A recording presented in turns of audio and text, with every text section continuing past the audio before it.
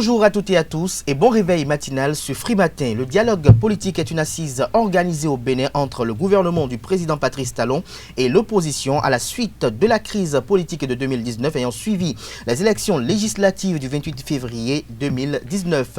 Il s'est déroulé du jeudi 10 octobre au samedi 12 octobre 2019 au Palais des Congrès de Cotonou. Cette assise de haute portée politique s'est consacrée entre autres au toilettage du code électoral et de la charte des partis politiques, au renforcement du système partisan, à la recherche d'équité dans la représentation du peuple à l'Assemblée nationale, au statut de l'opposition et aux mesures d'apaisement de la situation politique. Le dialogue politique s'est achevé sur 18 recommandations et à la première modification de la Constitution du Bénin depuis la conférence des forces vives de la nation qui a eu lieu en février 1990. Un an après cette assise, quel est l'état des lieux aujourd'hui? Nous en parlons ce matin sur Free Matin dans le débat avec Carles Kitomé et Arnaud Doumahou du quotidien Fraternité. Dans la presse nationale ce matin, outre les grandes décisions issues du Conseil des ministres de cette semaine, les confrères informent que la loi des finances rectificative 2020 sera en examen au Parlement ce jeudi au cours d'une section extraordinaire, la 5e au titre de l'année 2020. Par ailleurs, il est annoncé qu'après cette session, les parlementaires retourneront à l'hémicycle les tout prochains jours pour la seconde session ordinaire de l'année 2020 qui sera consacrée à l'examen et à l'adoption de la loi des finances gestion 2021. Dans le bulletin matinal d'information de ce matin sur Free Matin, à suivre Agapite Napoléon Maforican au sujet de la prorogation du mandat du président Patrice Talon induite par les réformes politiques visant à favoriser l'alignement des mandats électifs dès 2026. Dans le cadre du 5e anniversaire de décès de l'ancien président de la République, le général Mathieu Kérékou, la rédaction de ZAE-TV vous propose une vue sommaire du parcours emblématique et exemplaire d'un grand homme d'État en page inter à suivre l'actualité au Mali et en Côte d'Ivoire. Voilà pour le sommaire du jour, chers amis internautes. On se retrouve dans un court instant pour la une des journaux. Mais avant, je vous invite à suivre la pub au sujet des demi-bourses et réduction de scolarité dans le cadre de la spéciale promo pour la rentrée 2020-2021 à l'École supérieure d'administration d'économie de journalisme et des métiers de l'audiovisuel ESAE. Chaque enfant qu'on enseigne est un homme qu'on gagne. L'école est le lieu par excellence de l'éducation. ESAE.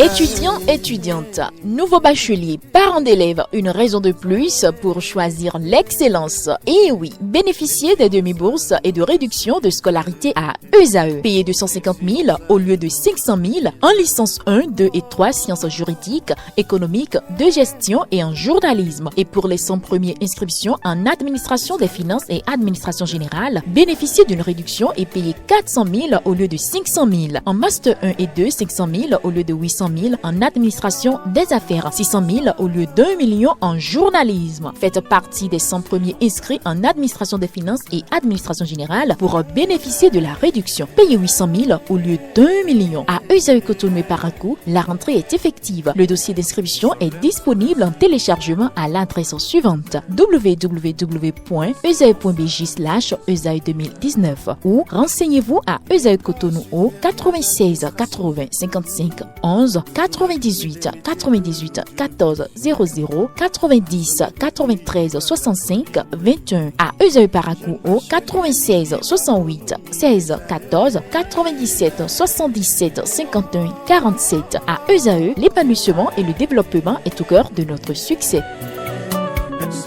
ESAE, l'excellence a un nom.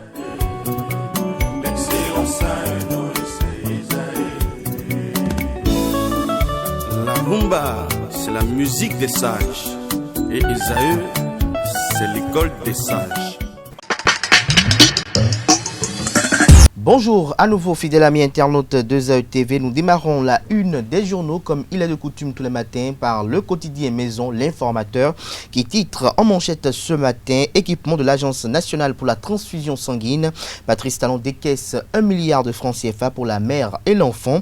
Acquisition de réactifs, consommables et poches de sang pour un service continu. Des précisions à la page 3 de la parution de ce matin de l'informateur. Toujours à la une de l'informateur de ce matin en deuxième titre titre à la une.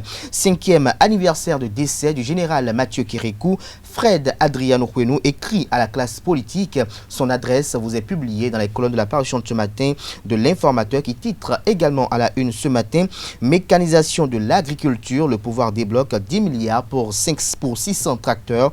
Des précisions dans les colonnes de la parution de ce matin de l'Informateur. Toujours à la une de l'Informateur de ce matin, reprise des activités d'art, de sport et de culture à l'université d'Abomey-Calavi. Ghislaine Claude Fabon, directrice du Centre des œuvres universitaires et sociales d'Abomey-Calavi, lance un atelier de 3 jours au profit des étudiants. Le compte rendu et les détails au sujet de cette activité dans les colonnes de la parution de ce matin de l'Informateur, dont l'oreille droite de la une de ce matin, fidèle ami internaute de ZAE TV, vous invite à découvrir dans les colonnes de sa parution du jour le journal École produit par les étudiants en journalisme à l'école supérieure d'administration d'économie, de journalisme et des métiers de l'audiovisuel ESAE. Fraternité titre ce matin en manchette. Ramassage des ordures dans le Grand Nokoué. Modernité doit rimer avec éco-citoyenneté. Exit les paniers, place à l'hygiène et au tri des ordures à la source. Des précisions à la page 3 de la parution de ce matin de Fraternité qui titre ce matin en deuxième titre à la une. Habib Dakbogan à propos de la version papier de Mémoire du Chaudron. Tiburce Adakpe est l'une des meilleures plumes de ce pays. Des précisions dans les colonnes de la parution de ce matin du quotidien Fraternité. De Fraternité, passons à présent au quotidien Matin Libre qui titre en manchette ce matin avec l'enseigne de la Commission électorale nationale autonome Sénat. Le canard titre présidentiel de 2021 et parrainage 4 ou 9 candidats au plus. Des précisions à la page 3 de la parution de ce matin de Matin Libre qui fait observer ce matin qu'à la Cour de répression des infractions économiques et du terrorisme criette au sujet de l'affaire de détournement de milliards à la Direction générale des impôts, il y a une curieuse absence de communication. Des raisons à la page 2 de la parution de ce matin du quotidien Matin Libre. Toujours à la une de Matin Libre de ce matin, démission au sein des FCBE, UDBN et Mouel Bénin, une ruée vers la rivière, s'interroge le canard. Matin Libre avait vu juste selon le quotidien. Des précisions dans les colonnes de sa parution de ce matin. L'événement précis, titre en manchette ce matin, Grand Prix africain des services d'État, le président Louis Vlavonou distingué au Rwanda. La 5e session extraordinaire s'ouvre ce jour au Parlement. Des détails à la page 3 de la parution de ce matin de l'événement précis qui titre en deuxième titre à la une ce matin, nomination en Conseil des ministres, Marc Herman Araba nommé ambassadeur à New York, de nouvelles modalités de gestion et de sécurisation du pâturage adoptées en Conseil des ministres d'hier. Des détails à la page 2 de la parution de ce matin du quotidien L'événement précis. L'autre quotidien titre ce matin en manchette promotion agricole dans le gouvernement, par le gouvernement, 10 milliards de tracteurs subventionnés pour les agriculteurs. Lire le test du Conseil des ministres en page 4 de la parution de ce matin du quotidien. Nous passons à présent à Le Béninois libéré qui titre en manchette ce matin malgré les plaintes pour le mauvais recasement de 3 hectares à Fidrocet Outa et les souffrances des voisins, Serge Adjovi, tout peinard fait ses affaires, estime le confrère de Le Béninois libéré. Des précisions dans les colonnes de sa parution de ce matin. Nous passons à présent à l'Indépendant qui titre en manchette ce matin. Assainissement des villes du Grand Nokoué, 550 tricycles offerts à 69 petites et moyennes entreprises de pré-collecte de déchets. Des détails à la page 3 de la parution de ce matin de l'Indépendant qui titre également à la une ce matin, 3e édition des élections professionnelles au Bénin. Adiatou Matisse installe le comité électoral national. Des précisions à la page 5 de la parution de ce matin du quotidien L'Indépendant. Le coopérant titre en manchette ce matin, 5e session extraordinaire de l'année à l'Assemblée nationale. Les députés examinent la loi de finances rectificative gestion 2020 ce jour. Des détails à la page 3 de la parution de ce matin du quotidien Le Coopérant qui titre également à la une ce matin, Conseil des ministres de ce mercredi 14 octobre 2020, de lourds investissements pour vivifier le secteur agricole et améliorer les services de santé au Bénin. L'événement du jour titre ce matin en deuxième titre à la une, exercice d'activité de communication électronique sans aucune autorisation. L'ARCEP Bénin met en garde des fraudeurs, les fournisseurs illégaux de services postaux aussi avertis. Des précisions dans les colonnes de la parution de ce matin de l'événement précis qui titre en manchette ce matin. Lancement officiel de la distribution des cartes de membres, l'Union progressiste en marche vers la victoire en 2021. Nous passons à présent à les 4 vérités qui titrent à la une ce matin. Supposé départ au sein de l'Union démocratique pour un Bénin nouveau UDBN. Claudine Afiavi-Prudencio réagit et parle de démission montée de toutes pièces. Son adresse vous est publiée à la page 10 de la parution de ce matin du quotidien Les 4 vérités qui fait un devoir de mémoire à la une ce matin. 15 octobre 1987, 15 octobre 2020, il y a 33 ans, Thomas Sankara a été assassiné. De la justesse de la révolution de Thomas Sankara, des précisions à la page 11 de la parution de ce matin du quotidien Les 4 vérités. L'accroche titre ce matin en deuxième titre à la une, atelier de relance des activités estudiantines. Ghislaine Claude Fabon échange avec les acteurs. Des détails à la page 9 de la parution de ce matin du Canard. Le matinal titre en manchette ce matin, acquisition de 10 milliards de machines, un nouveau souffle de mécanisation agricole. Des détails aux pages 2 et 11 de la parution de ce matin du quotidien Le Matinal qui titre en deuxième titre à la une ce matin, redéploiement des aspirants, la liste contestée réajustée. Des détails à la page 4 de la parution de ce matin du Canard. Nous passons à présent à Info Matin. Info Matin qui titre en manchette ce matin, départ des transfuges de l'Union démocratique pour un Bénin nouveau UDBN. Claudine Afiavi-Prudencio met en déroute les détracteurs et rassure. Des détails à la page 3 de sa parution de ce matin. Le challenge titre en manchette ce matin, mécanisation agricole au Bénin. L'administration Talon débourse 10 milliards de francs CFA pour la révolution verte. Des détails à la page 3 de sa parution de ce matin. Et toujours à la une de le challenge de ce matin, démission atypique au sein du mouvement des élites engagées pour l'émancipation du Bénin, Mouel Bénin, quand les feuilles mortes sont tombées de l'arbre Ayadji. Des détails à la page 2 de la parution de ce matin du Canard. Nous passons à présent à l'économiste qui titre en manchette ce matin pour son parcours à succès à la BOAD. Christian Adovelandé fait grand officier de l'ordre de l'étalon. Les détails de cette distinction à la page 3 de la parution de ce matin de l'économiste. La Nation, pour mettre un terme à la une des journaux de ce matin, le quotidien national d'information titre à la une ce matin, Covid-19. Témoignage de malades guéris aux pages 5, 6 et 11 de la parution de ce matin du quotidien national d'information qui titre en manchette ce matin, rencontre des CEO du Millennium Challenge Corporation avec Patrice Talon. Sen Ken Cross satisfait des avancées du Bénin. Des précisions à la page 3 de la parution de ce matin du quotidien de service public La Nation. Ce sera tout pour la présentation de quelques-unes de journaux. Les quotidiens sont disponibles dans les kiosques au prix de 300 francs CFA. Ils sont également accessibles en ligne. Nous passons à présent au bulletin matinal d'information de ce matin sur Free Matin. Le Conseil des ministres de cette semaine s'est tenu hier mercredi 14 octobre 2020 sous la présidence effective du chef de l'État et chef du gouvernement, le président Patrice Talon. Au cours de la séance, plusieurs dossiers ont été examinés et d'importantes décisions ont été prises. Ainsi, il en ressort l'adoption des modalités de gestion et de sécurisation du pâturage en République du Bénin, la transmission à l'Assemblée nationale pour examen et vote du projet de loi portant dispositions spéciales de simplification et de gestion dématérialisée de l'état civil, la nomination des membres du conseil d'administration de l'Agence béninoise de l'environnement ABE, ainsi que le décret fixant les modalités d'application de la loi numéro 2019-06 du 15 novembre 2019 portant code pétrolier en République du Bénin. Dans le registre des communications effectuées en conseil des ministres, nous avons l'approbation du document de politique nationale de développement des énergies renouvelables PONADER 2020-2030, l'autorisation d'acquisition et de déploiement de d'équipements agricole dans le cadre de la mise en œuvre du programme national de développement de la mécanisation agricole et l'acquisition de réactifs consommables et poches à sang au profit de l'Agence nationale pour la transfusion sanguine. Outre cela, des nominations ont été prononcées au ministère des Affaires étrangères et de la coopération et au ministère de la Santé. Nous y reviendrons en images et en son dans nos prochaines éditions de journal télévisé sur ESAE TV.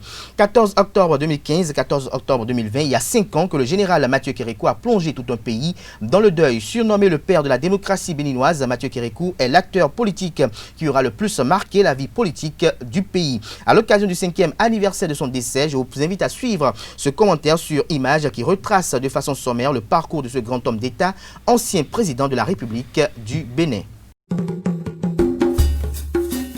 Mathieu Kérékou, né le 2 septembre 1933 à Kouarfa, non loin de Natitengou, est mort le 14 octobre 2015 à Cotonou, est un homme d'État béninois. Proclamé après un coup d'État président de la République du Dahomey, puis de la République populaire du Bénin du 26 octobre 1972 au 1er mars 1990. Il est ensuite élu président de la République du Bénin du 4 avril 1996 au 5 avril 2006, date à laquelle il cède démocratiquement le pouvoir. Après avoir étudié dans des écoles militaires au Mali et au Sénégal, Mathieu Kérékou sert d'abord dans l'armée française, puis dans l'armée du Dahomey, où il obtient le grade de major. Il passe également par l'école de formation des officiers du régime transitoire des troupes de marine de Fréjus. Il prend le pouvoir lors d'un coup d'État le 26 octobre 1972, à la suite duquel il fait mettre en prison les 3 précédents présidents. En 1975, il renomme le pays République populaire du Bénin et met en place un gouvernement marxiste-léniniste surveillé par le Conseil national de la Révolution CNR. Il mène une politique de répression contre tous les opposants au régime et surtout contre les intellectuels dont beaucoup ont dû se réfugier à l'étranger. Il entreprend parallèlement une vague de nationalisation de banques et de l'industrie pétrolière. Dans les années 80, la situation économique du Bénin devient critique et le pays doit négocier des accords contraignants, notamment avec le FMI. Dans le contexte de la mutation démocratique de l'Europe de l'Est, Mathieu Kérékou comprend peu à peu que le temps est venu de procéder à une évolution politique de son pays. Fin 1989, il accepte de convoquer une conférence nationale destinée à établir de nouvelles institutions. Il doit pour cela se libérer des contraintes que font peser sur lui les cadres de son parti politique. Mathieu Kérékou est ainsi le premier président du continent noir à ouvrir la voie au multipartisme sous la pression des événements après avoir dirigé le pays pendant 18 ans de manière autoritaire. En janvier 1990, la conférence nationale décide de changements drastiques. Mathieu Kérékou, le jour de la clôture de la conférence, en accepte toutes les conclusions. Il laisse un pays en mauvais état économique, mais vient de démontrer qu'il avait su engager avec habileté un processus démocratique, le premier en Afrique. Nombreux ont été les Béninois encouragés à imaginer les conditions politiques de cette évolution qui eût pu, si elle avait été mal préparée, conduire au chaos. À cet égard, il faut souligner le rôle exceptionnel de l'archevêque de Cotonou, Monseigneur Isidore de Souza.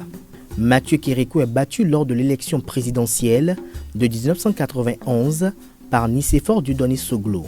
Durant sa traversée du désert politique, il renonce à l'athéisme et devient pasteur évangélique. Puis, il revient au pouvoir à la suite d'élections démocratiques. Le 4 avril 1996, il est réélu en mars 2001. Il n'a pas pu se représenter à la fin de son mandat en 2006.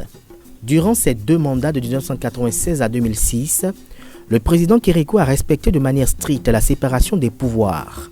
Ainsi, la liberté de presse sous le général Mathieu Kérékou a permis au Bénin de se hisser au premier rang au niveau africain et au 25e rang sur le plan mondial.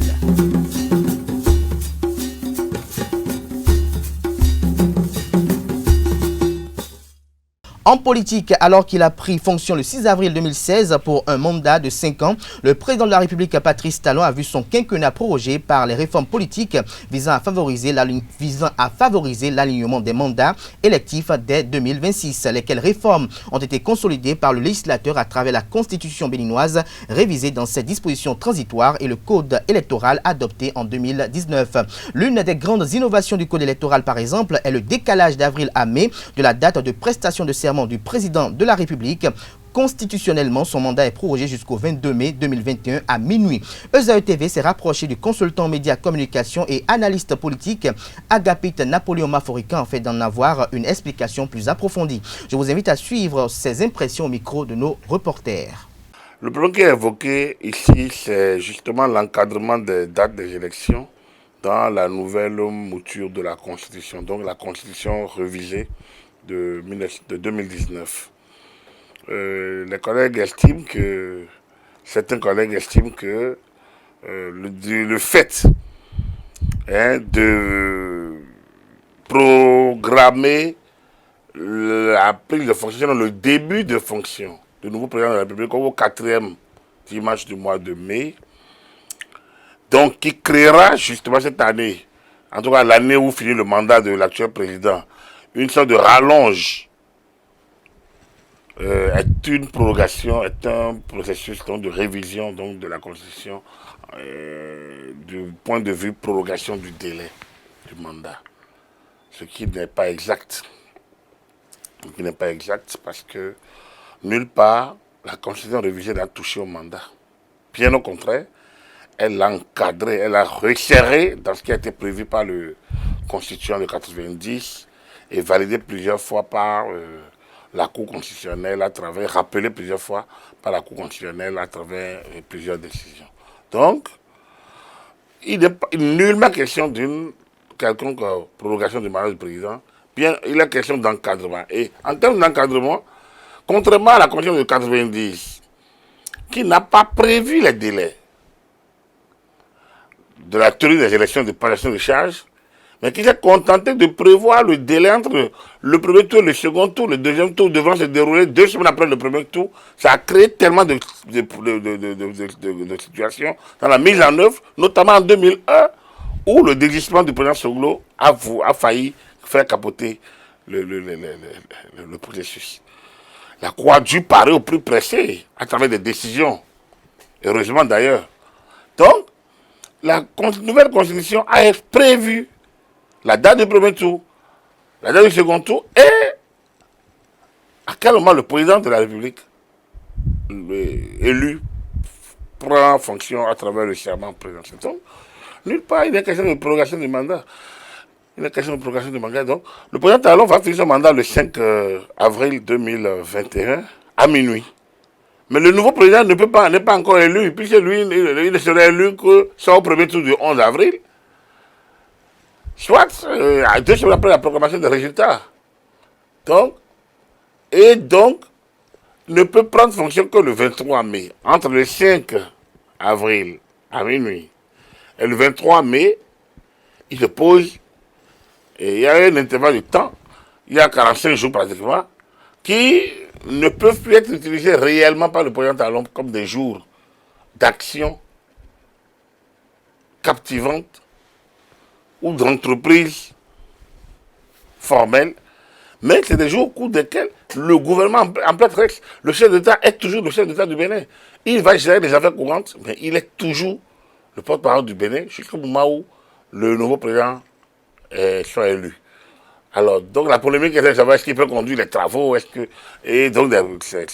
non, il ne peut peut-être pas prendre de nouvelles initiatives, mais il est là, son mandat va prolonger, mais il attend que le nouveau président soit élu et régulièrement convoqué pour prendre la place. Normalement, bien de toute façon, le président qui va être installé fin mai en 2021 rendra le pouvoir fin mai en 2026.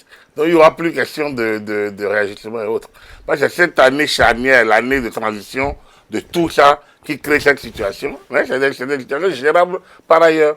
N'oubliez pas qu'en 2011, lorsqu'il fallait organiser les élections législatives après la présidentielle, qu'il a fallu que la Cour constitutionnelle proroge, en tout cas autorise que les députés soient élus après le terme de leur mandat.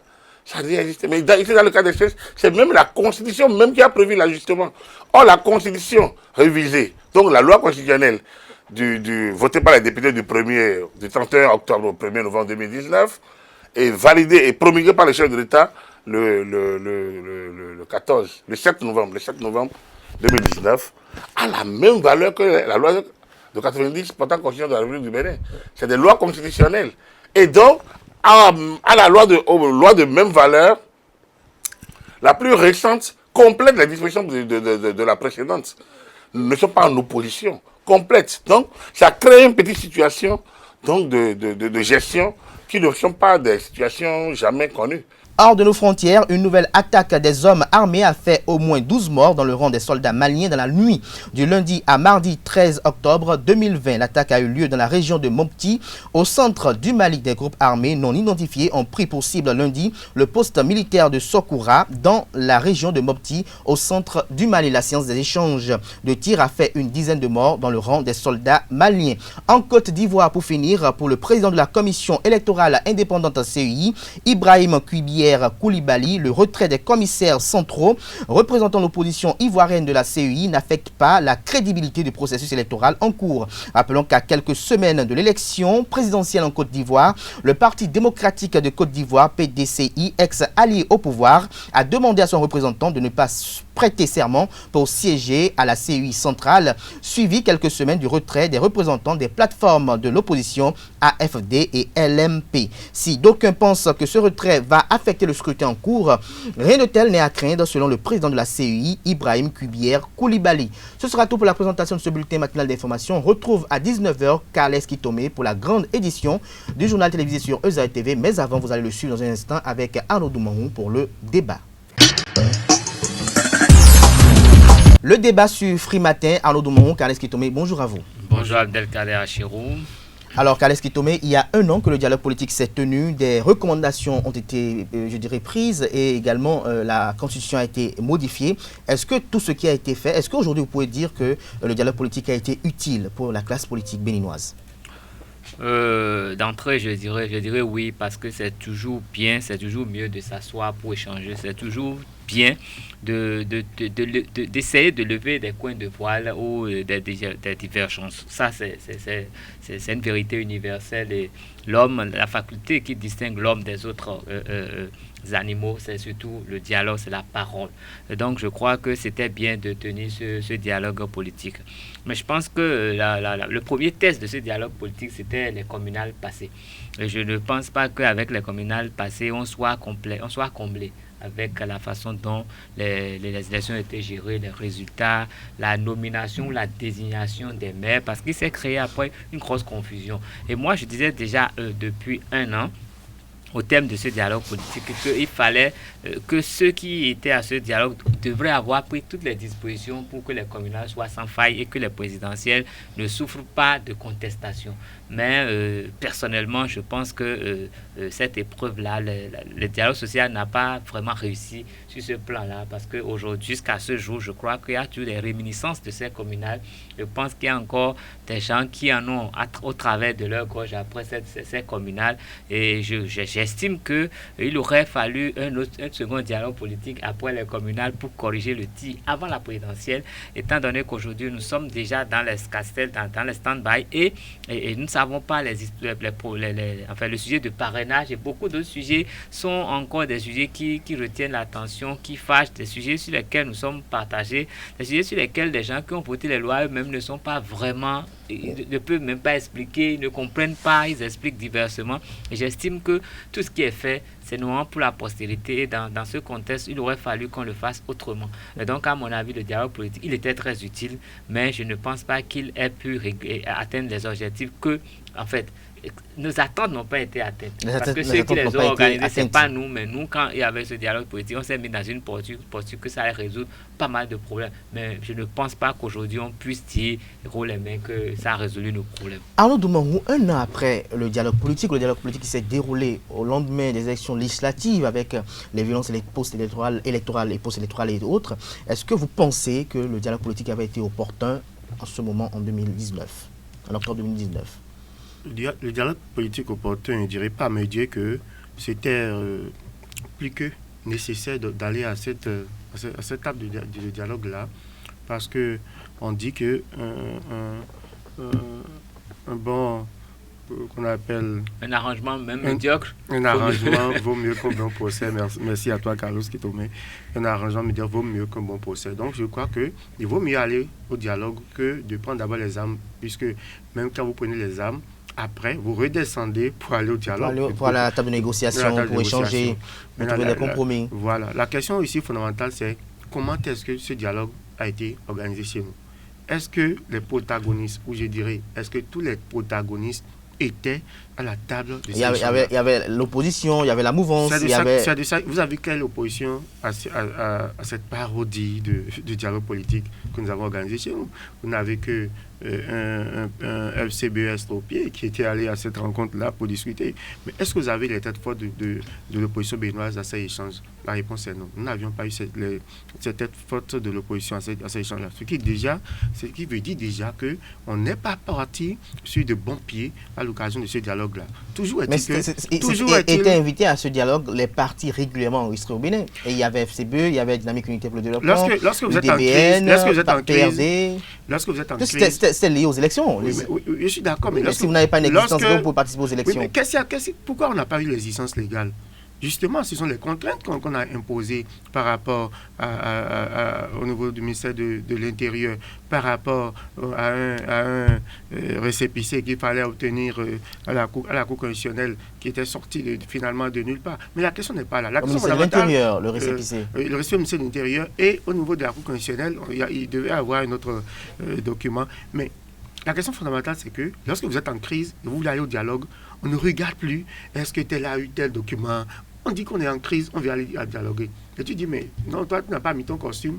Non, pourquoi toi, tu n'as pas mis ton bomba? Non, ce n'est pas de ça qu'il s'agit. Lorsque nous sommes en crise et nous allons à un dialogue, c'est qu'on dépose tout, on fait table rase de tout, et on échange, on dit d'accord, repartons sur de nouvelles bases. C'est de ça qu'il s'agit. Donc, je dis déjà qu'en soi, l'idée d'organiser un dialogue était une très bonne idée, mais on n'est pas allé à ce dialogue-là avec tous les protagonistes. Ça, c'était la première faiblesse de ce dialogue.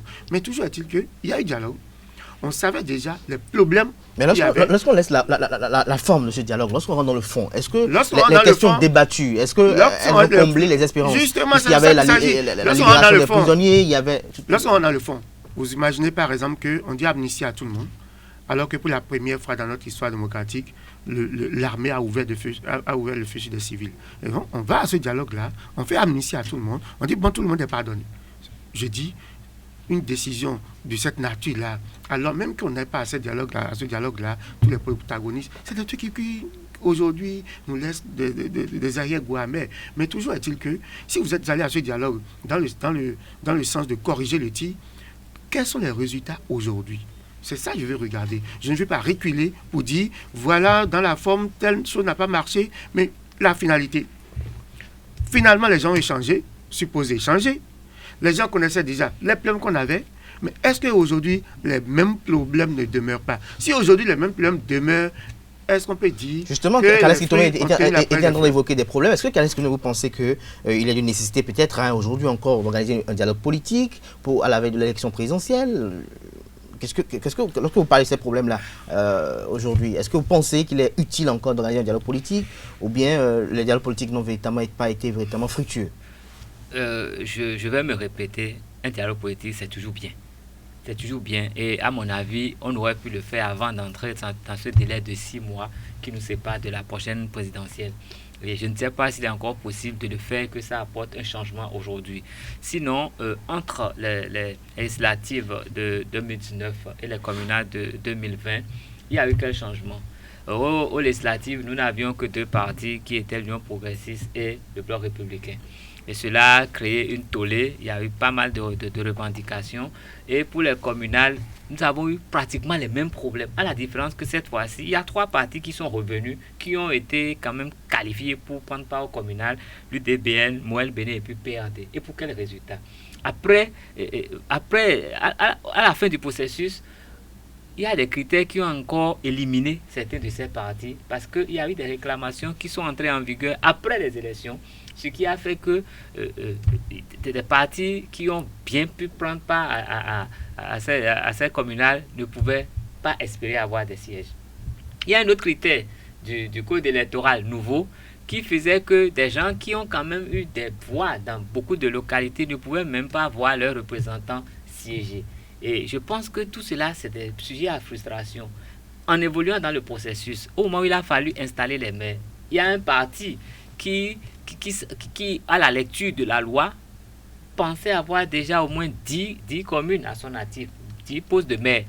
Mais qui, après, vous voyez, il y a eu même relecture, loi corrective, pendant que les élections étaient explicative. Déjà... Bon, tous les mots sont bons.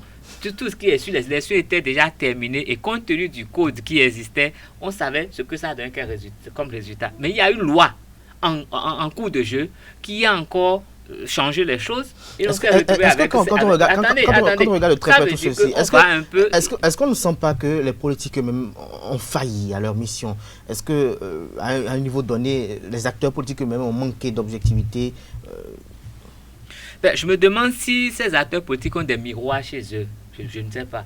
Parce que vous savez, quand vous regardez dans le miroir, que vous regardez vraiment, vous voyez vos défauts et vous avez des remords quand vous avez mal fait. Je me demande s'ils savent qu'ils ont mal fait. Parce que je les vois sur les plateaux, ils se pavanent, ils parlent, ils disent bon, je ne vais pas sortir, je ne vais pas être grossier, mais ils m'écœurent quand ils parlent. Parce qu'ils sont là pour voter des lois, ils sont là pour faire ce qu'il faut pour qu'on vive bien dans ce pays. Ils ne le font pas. Ils ne le font pas. Et quand ils viennent parler, c'est pour dire, est-ce que les députés sont là seulement pour dire que ce que le gouvernement fait, ce que l'exécutif fait est bon? Non, je dis non. Les députés n'ont pas pour vocation d'attaquer le gouvernement tout le temps, mais ils doivent quand même, à la lecture de ce qui se passe, faire des propositions pour essayer de corriger ce qui ne va pas. Mais je n'ai pas l'impression que nos députés, depuis 10 ans même, travaillent à cela. Ils votent des lois qui les pénalisent. Ils pleurent après. Ils votent des lois et ils se plaignent. Tous les jours, ils sont là à grincer des dents, alors que c'est eux qui font les lois. Et même quand on leur propose les lois, est-ce qu'ils ne peuvent pas apporter des corrections dans ces lois-là? Écoutez, des députés qui disent que les grogneurs sont des assimilés, des journalistes assimilés. Vous ne voyez pas qu'il y a quelque chose qui ne va pas chez eux? Merci à vous, Kaleski Tomé, on aura compris votre amertume. Mais au finish, Arnaud Doumaou, lorsqu'on y voit de près, est-ce qu'on ne peut pas dire que le président Patrice Talon est quelque peu trahi par ces acteurs politiques qui prétendent et prétestent parfois le soutenir fermement, et comme on entend toujours, soutien indéfectible, soutien sans faille? Oui, quand vous êtes un chef d'État, vous êtes dans un rôle très difficile. Et parfois, c'est quand au bon cœur, vous faites mauvaise fortune, comme on le dit souvent. Vous savez que gouverner, c'est tout un système. Patrice Talon n'est pas seul à la gestion des affaires d'État, mais toujours est-il qu'il est le seul à répondre de cela. C'est pourquoi parfois, on dit souvent aux dirigeants de savoir dominer leur entourage. Vous voyez, vous avez des députés... Vous croyez que si cette députée-là de la mouvance avait expliqué au chef de l'État, monsieur le président de la République, nous ne pouvons pas faire tel, parce que si on avait mis 10% par exemple de suffrage, nous pourrons pour le compte, puisque nous sommes allés au dialogue, si nous laissons d'abord le parrainage, vous croyez que si l'ensemble de ces acteurs avaient essayé de convaincre le chef de l'État, que le chef de l'État n'allait pas dire, attention, donc, vous ne devez pas aller dans cette direction. Mais parfois, peut-être que lui-même a peut-être attiré l'attention, mais on lui a fait comprendre simplement que non, monsieur le chef de l'État, nous sommes aux affaires, avançons, fonçons. C'est de ça qu'il s'agit. Donc, il faut dire d'abord que Patrice Talon, de bonne foi, sans doute, a convoqué le dialogue politique parce que vous n'êtes pas quand même un homme. Et il ne va quand même pas vouloir que sous son mandat, qu'on dise après qu'il y a eu tel nombre de morts, qu'il y a eu tel nombre de trucs là. Sans doute qu'il a regretté ces faits malheureux là. Et l'a souvent évoqué. Vous dites que ce sont des faits malheureux. Mais est-ce que finalement les acteurs qui l'entourent ont pu l'aider à sortir totalement de ce labyrinthe-là? C'est la question fondamentale qu'on se pose. Parce qu'aujourd'hui, il y a deux éléments fondamentaux qui font que nous continuons de trébucher. Il y a la question du parrainage et il y a la question des 10% de suffrage, notamment pour le compte des élections communales. Donc toujours est-il que le plaidoyer que font les acteurs de la société civile, et que je le fais d'ailleurs ce matin à l'endroit du chef de l'État, c'est de se dire que au-delà de tout, c'est lui qui répond de tout, parce que c'est lui, en tant que chef d'État, c'est à lui que les Béninois ont confié leur destinée. S'il est encore possible de revoir un peu, surtout notamment la question du parrainage, pour que pour le compte des élections à venir, pour le compte de la présidentielle, il y a plus d'ouverture, je crois que ce serait bien pour la nation. Merci à vous, Arnaud Doumaou. Je rappelle que vous êtes journaliste au quotidien Fraternité. Merci également à Kaleski Tomé pour les sacrifices, pour être là tous les matins pour Free Matin. Merci également une fois encore à Arnaud Doumaou qui nous a assisté 4 jours d'affilée. Merci à vous, chers amis internautes, qui nous suivez tous les matins. Merci à tous ceux qui travaillent dans l'ombre pour que vous ayez cette émission. Merci à Christian Hongpengan. Merci à Ruth Sodedi. Merci à GFT Hongé. Sans oublier également Fabrice Avodagbe. Merci à tout le monde pour cette émission que nous vous présentons tous les matins, chers amis internautes. Une fois encore, merci. Soyez-en remerciés. Je dirais même soyez-en bénis. À demain pour le dernier numéro de Free Matin de la semaine. Portez-vous bien et à demain.